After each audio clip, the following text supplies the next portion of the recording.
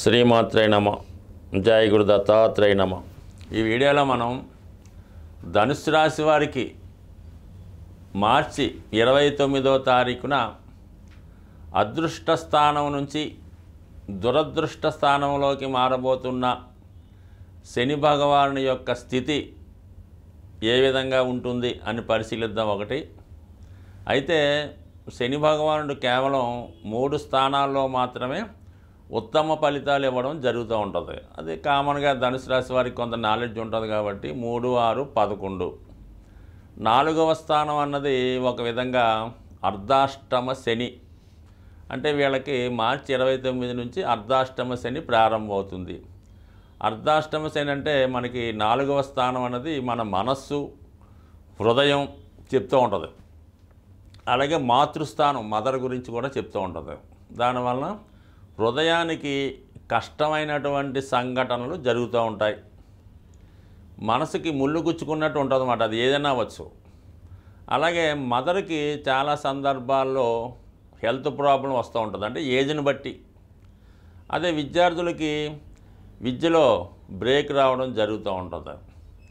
మరి స్థిరాస్తి ఏదన్నా ఉంటే అది అమ్మేసేదాకా నిద్రపోవడం అన్నమాట. ఆ విధంగా ఉంటుంది. అయితే ఇక్కడ బాగానే ఉంది. మనకి 3వ స్థానంలో చాలా శుభాన్ని ఇచ్చాడు. ఇప్పుడు 4కి వెళ్ళాడు. దానివల్ల ఏంటంటే పెద్ద ఇబ్బంది లేదు. కానీ అక్కడ ఉన్నటువంటి రాహు 4వ స్థానంలో గత కొంతకాలంగా అత్యంత బలవంతంగా ఉన్నాడు మనకి రాహు భగవానుడు. మరి మనకి మే 18వ తారీఖున మరి మళ్ళా తిరిగి కుంభరాశిలోకి వెనక్కి ప్రయాణిస్తాడు కదా. కుంభరాశిలోకి రావడం వల్ల మనకి అంటే మే 18 తర్వాత 3వ స్థానంలోకి రాహు రావడం వల్ల మీకు 3వ స్థానంలో శని భగవానుడు ఎంత మంచి ఫలితం ఇచ్చాడో రాహు కూడా అంతే మంచి ఫలితాన్ని ఇవ్వడం జరుగుతూ ఉంటుంది. దానికోసం మీరు పెద్దగా హ్యాపీగా ఉండవచ్చు. అయితే ఈ మధ్యకాలంలో అంటే మనకి మార్చి 29 నుంచి మే 18 మధ్యలో 4వ స్థానంలో ఈ 2 గ్రహాలు సంచరిస్తున్నాయి. ఒకటి ఏంటంటే శని భగవానుడు, 2 రాహు భగవానుడు. అంటే 2 కూడా చాలా పవర్ఫుల్ మాట. శని భగవానుడి గురించి ప్రత్యేకంగా చెప్పక్కర్లేదు. ఈ పాటికి దాని కోసం కొంత అనుభవించే ఉంటారు. రాహు ఏం చేస్తాడంటే చాలా దురదృష్టకరంగా మంచి వాటిని విషంగా మారుస్తూ ఉంటాడు అన్నమాట.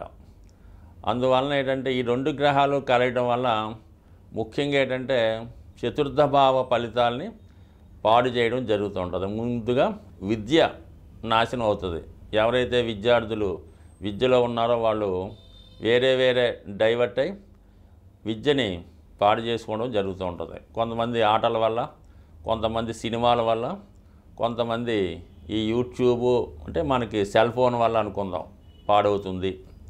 హృదయంలో ఏంటంటే దానికి ఏదో రకరకాల అబద్ధాలు చెప్తూ దాన్ని ఎస్కేప్ అవుతారు అన్నమాట. అంటే పెద్దోళ్ళు కూడా ఏం చేస్తారంటే అప్పటిదాకా ఏదైనా దైవ కాలక్షేపంలోనో లేదంటే ఏదన్నా ఒక విద్యార్థులతో మంచి కాలక్షేపం సత్సంగంలో పాల్గొన్న వాళ్ళు ఆటోమేటిక్గా వారి యొక్క కాలక్షేపానికి ఏ పేకాట క్లబ్కో ఇంకొక వ్యభిచార గృహానికో వెళ్ళి అక్కడ కాలక్షేపం చేస్తూ ఉంటారు.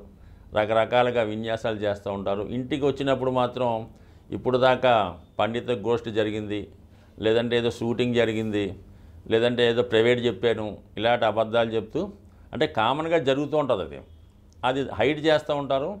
వీళ్ళు ఆ విధంగా ఆలోచన ఆ విధంగా వస్తుంటుంది. ముఖ్యంగా ఏంటంటే ఆస్తి కోల్పోయే అవకాశం ఉంటుందండి. ఈ సమయంలో మీరు స్థిరాస్తిని తాకట్టు పెట్టి ధనం తేవడం కానీ లేదంటే ఏదో అవసరం నిమిత్తం మీ యొక్క స్థిరాస్తిని విక్రయించడం కానీ జరుగుతూ ఉంటుంది.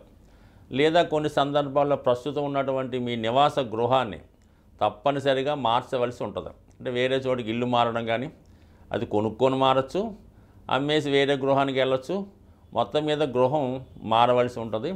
అలాగే ముఖ్యంగా ఏంటంటే ఇంటిలో ఉన్నటువంటి వాతావరణం మీకు ఎట్టి పరిస్థితుల్లో కూడా నచ్చదన్నమాట. రకరకాలుగా ఇంట్లో ఉన్నటువంటి మనుషులు 3 4 కేవలం 2 ఒకరికొకరికి పడకపోవడం, వాళ్ళు చేస్తున్నటువంటి పనులు వీళ్ళకి నచ్చకపోవడం, వీళ్ళు చేస్తున్న బట్టి వాళ్ళకి నచ్చకపోవడం జరుగుతూ ఉంటుంది. అలాగే ఈ సమయంలో గృహం ఏదో ఒక రిపేర్కి రావడం, మనకి ఉన్నటువంటి సౌకర్యాలన్నీ కూడా పాడవడం, అలాగే కొన్ని ఈ చీడ పురుగులు, ఈ బొద్దింకలు, కొన్ని సందర్భాల్లో పాములు చేరడం, అలాగే అటువంటి మనస్తత్వం ఉన్నటువంటి మనుషులు కూడా బంధువుల రూపంలో మీ ఇంట్లోకి వచ్చి మీ ఇద్దరి మధ్య చిచ్చు పెట్టే ప్రయత్నం చేయడం, ఇటువంటివన్నీ కూడా ఈ రాహు శని 4వ స్థానంలో ఉండడం వల్ల జరిగే అవకాశం ఉంది. సో మీరు కూడా చాలా వరకు అత్యంత ఖరీదైనటువంటి వస్తువులు కూడా కొన్ని సందర్భాల్లో కొంటూ ఉంటారు. మామూలుగా ఎయిర్ కండిషన్ లాంటివి, అలాగే పాత్రలు తోమే మిషన్లు, అలాగే మరి వాటర్ ఫిల్టర్లు, వాషింగ్ మిషన్లు, అంటే బాగా ఖరీదైనమాట. కామన్గా 50-60 వేలకు వచ్చే వాటిని కూడా బాగా హైప్గా ఉన్నాయి కొనేయడానికి కూడా ఇది అవకాశం ఉంటుంది. పాతవి ఏదో విధంగా అమ్మేయడం, ఎవరికోళ్ళకి ఇవ్వడం జరుగుతూ ఉంటుంది అన్నమాట. ఈ విధంగా కొన్ని అనుకూలమైన మార్పులు, అత్యధిక సదుపాయాలు కూడా జరుగుతుంటాయి. మరి కొంతమంది తప్పనిసరి పరిస్థితుల్లో, అంటే మనకి లేడీస్ ఎక్కువగా ఉపయోగించే ఈ వాషింగ్ మిషన్లు, దాని తర్వాత ఈ మిక్సీ గ్రైండర్లు పాడవడం వల్ల వాళ్ళ చేతితో బట్టలు తుక్కోవడం కానీ, అది రుబ్బుకోవడం కానీ చేయవలసి ఉంటుంది. సో ఇవి కూడా జరగవచ్చు, అలా కూడా జరగవచ్చు. సో ఏదైనా అద్భుతాలు జరిగే అవకాశం ఉంది. ముఖ్యంగా ఏంటంటే నడవడిక, జాతకుడి యొక్క నడవడికలో మార్పు వచ్చే అవకాశం ఉంది. 4వ స్థానం అన్నది జాతకుడి యొక్క క్యారెక్టర్ మీద ఎక్కువ ప్రభావం చూపుతూ ఉంటుంది. కొత్త కొత్త స్నేహితులు, కొత్త కొత్త పరిచయాలు ఏర్పడడం వల్ల జాతకుడు ఈ విధంగా మనం ఇందాక చెప్పుకున్నట్టు బయటికి చాలా నిజాయితీగా, మంచివాడుగా, ఒక మహా గురువుగా, మేధావిగా కనబడుతూ లోన అంతరంగికంగా అనేక రకాల కార్యక్రమాలు చేయడం జరుగుతూ ఉంటుంది. ఇది కామన్గా మరి అంటే ఇది విషయాన్ని సాధారణంగా మనం చెప్పినా కూడా ఎవరు ఒప్పుకోరు. మనం మామూలుగా జాతకరీత్యా కూడా ఇటువంటి స్థితి ఈ ధనుసు రాశి వారికి ఈ విధంగా ఉంటుంది. అబ్బే అసలు నాకు ఆలోచనే రాదండి, కళ్ళ కూడా నాకు అటువంటి తెలివి అంటడం, అంటే కామన్గా ఇది జరుగుతూ ఉంటుంది. కేవలం సాక్షాత్తు దేవగురువైనటువంటి బృహస్పతి గారికే ఇటువంటి బలహీనతలు రావడం జరుగుతూ ఉంటుంది. తప్పదు, ఇది వస్తేనే మిగతా గ్రహాల ప్రభావం కూడా మన మీద ఉండడం జరుగుతూ ఉంటుంది. అందువల్ల ఏంటంటే మంచి చెడులు అందరి జాతకంలో ఉంటాయి. కొందరు విజ్ఞతో వారు సరిదిద్దుకుంటారు, కొంతమంది దాస్తూ అలాగే జీవితం గడుపుతూ ఉంటారు. బట్ ఏదైనా మానసిక అశాంతి ఈ రాశి వారికి కలుగుతుంది. ఏదైనా ఈ 2 గ్రహాలు కలిసి ఉండడం వలన 10% ఉంటే అది 100% అవుతూ ఉంటుంది అన్నమాట. మీరు చేసేది గోరంతా, బయటికి చెప్పుకునేది కొండంతా. 10 రూపాయలు అప్పు ఉంటే 1 కోటి రూపాయలు అప్పు అని చెప్పుకుంటారు. కాబట్టి జాగ్రత్తగా వ్యవహరించండి, గుట్టుగా వ్యవహరించండి. మంచి వచ్చినా చెడించినా నిబ్బరంగా, మనస్సాక్షిగా, ఆత్మసాక్షిగా, ధైర్యంగా ఉంటే ఏదైనా మనకి జ్యోతిష శాస్త్ర ప్రకారం గ్రహాలు యొక్క స్థితి మనకి అనుకూలంగా లేనప్పుడు గ్రహాలకి సంబంధించినటువంటి పరిహారాలు చేసుకోవడం జరుగుతూ ఉంటుంది.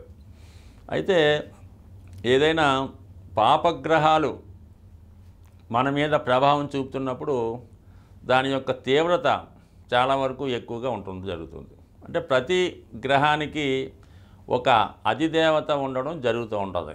మనం ఆ అధిదేవతని పూజ చేసుకోవడం వల్ల ఆ గ్రహాలు మనకి అనుకూలమైన పరిస్థితులు రావడం జరుగుతూ ఉంటుంది. మరి శని భగవానుడికి కామన్గా ఈశ్వరుడు, శివుడు అధిదేవుడిగా ఉండడం జరుగుతూ ఉంటుంది. మరి రాహుగ్రహానికి అమ్మవారు కనకదుర్గ అమ్మవారు అధిదేవతగా ఉండడం జరుగుతూ ఉంటుంది.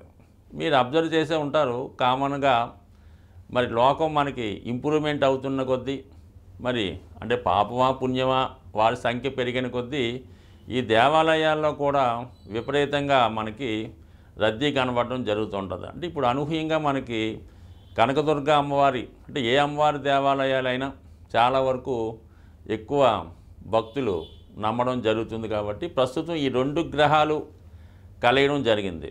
అంటే ఏదైతే మనకి శని భగవానుడు, రాహు మీనరాశిలో కలిసి ఉన్నారో, అంటే మీనరాశి ఏంటంటే ఒక దైవానికి సంబంధించిన రాశి, అంటే గురువు అధిపతి. కాబట్టి ఆ గురువు యొక్క క్షేత్రంలో ఈ 2 గ్రహాలు కలియడం జరిగింది. అంటే గురువు దైవానికి సంబంధించిన గ్రహం కాబట్టి ఏదైనా పుణ్య కార్యక్రమాలు, పూజలు, దేవాలయాలు దర్శించడం వల్ల మనకి గ్రహశాంతి జరుగుతుందన్నమాట. అంటే ఏదైనా గురువు రాశిలో గ్రహం ఉన్నప్పుడు పూజల ద్వారా ఆ గ్రహాన్ని మనం శాంతింపజేయచ్చు. ఇప్పుడు మీనరాశిలో ఉండడం వల్ల పూజల వల్ల మరి ఆ గ్రహాలు శాంతిస్తాయి.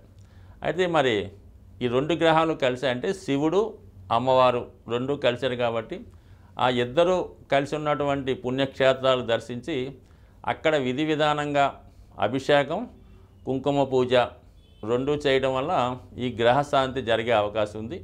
అలా కలిసి ఉన్నటువంటి క్షేత్రాల్లో శ్రీశైలం అంటే మనకి దగ్గరగా ఉన్నటువంటిది, ఉభయ తెలుగు రాష్ట్రాలకి అనుకూలమైన క్షేత్రం ఇది మనకి మన శ్రీశైల క్షేత్రం. అలాగే ద్రాక్షారామం, అలాగే పాలకొల్లు అంటే పంచారామాలు అవ్వచ్చు, ఇలాగా పుణ్యక్షేత్రాలు అవ్వచ్చు, ద్వాదశ జ్యోతిర్లింగాలు అవ్వచ్చు, దేన్నైనా దర్శించి అటు అమ్మవారిని శివుణ్ణి పూజించడం, అలాగే మన విజయవాడ కూడా దర్శించుకొని ఎక్కువగా ఈ గ్రహాల పరిహారానికి నిమ్మకాయల దండ అమ్మవారికి మనం అలంకరించడం వల్ల చాలా వరకు ఏంటంటే ఈ చికాకులు అంటే ఏదైతే స్త్రీల వల్ల ఇబ్బందులు, ధనం వల్ల ఇబ్బందులు, బ్యాడ్ హ్యాబిట్స్, చెడు అలవాట్లు వాటిలో ఉన్నవాళ్ళు ఈ నిమ్మకాయల దండ వేయటం వల్ల తగ్గుతుంది. అలాగే స్త్రీలకి ఈ ఋతు సంబంధించినటువంటి వ్యాధులు, బాగా కోలుకోలేని వ్యాధులు, ఎప్పుడూ చాలా బలహీనంగా ఉండడం, అదే సంసార జీవితానికి దూరంగా ఉండడం, ఇటువంటి వారు ఈ విధంగా అమ్మవారికి నిమ్మకాయల దండ ఇవ్వడం వల్ల అది పరిహారం అవుతుంది. ఇంకా ది బెస్ట్ రెమెడీ ఏంటంటే ఎవరైతే మగవాళ్ళు ఈ రాహు శని ప్రభావం వల్ల అయితేనే, శుక్ర ప్రభావం అయితేనే ఎక్కువగా సంపాదించిన ధనాన్ని అన్య స్త్రీలకి పెడతా ఉంటారు. అంటే కొంతమందికి అంటే వేరే రిలేషన్ కాదు, అది గిఫ్ట్ రూపంలోనో, ఆఖరికి కొత్తగా ఉద్యోగం వచ్చినటువంటి సాఫ్ట్వేర్ అబ్బాయిలు అంటే ఏ ఎంప్లాయీ అయినా వాళ్ళు వచ్చిన జీతంలో సగం ఈ గర్ల్ ఫ్రెండ్స్కి గిఫ్ట్గా ఇవ్వడం, వేరే వాళ్ళకి ఇలా ఖర్చు పెట్టడం జరుగుతుంది. కాబట్టి అటువంటి వాళ్ళు అంటే ఇది కామన్గా పెద్దవాళ్ళు అన్ని వాళ్ళకి కూడా ఈ ధనం దుర్యోగం చేయడం, స్త్రీ బలహీనత తగ్గాలంటే మంచి స్ఫటికమాల, శుభ్రమైనటువంటి స్ఫటికమాల ధరించడం వల్ల స్త్రీ వ్యసనం నుంచి, వాటి ఆకర్షణ నుంచి బయటపడే అవకాశం ఉంది. ఇంకా మనం చేసుకోగలం అనుకున్న వాళ్ళు స్ఫటికంతో తయారు చేసినటువంటి శ్రీచక్రాన్ని ఆరాధించడం కానీ, స్ఫటికంతో తయారు చేసినటువంటి శివలింగాన్ని ఆరాధించడం వల్ల కానీ జరిగే అవకాశం ఉంది. కాబట్టి ఎక్కువగా ఈ రెమెడీ కూడా చాలా సులభంగా వచ్చే అవకాశం ఉంది. ఒకసారి తక్కువతో దొరుకుతుంది కాబట్టి దీన్ని ఆచరించడం వల్ల, అలాగే ఏదన్నా శివాలయాన్ని దర్శించి అక్కడ సుమారు ఒక 4 గంటల సేపు ఏదో ఒక రోజు ఎన్నుకొని ఒక 4 గంటలు అక్కడ గడిపే ప్రయత్నం చేయండి. అంటే అక్కడ భక్తులు సేవ చేయొచ్చు, గుడి శుభ్రం చేయొచ్చు, లేదంటే అభిషేకం చేసుకోవచ్చు, లేదంటే వచ్చిన భక్తులకు ప్రసాదం పంచిపెట్టవచ్చు. ఏదో ఒకటి చేయడం వల్ల మీకు ప్రస్తుతం ఈ రాహువు శని కలయిక వల్ల ఏర్పడినటువంటి ఇబ్బందుల నుంచి తొలగే అవకాశం ఉంటుంది.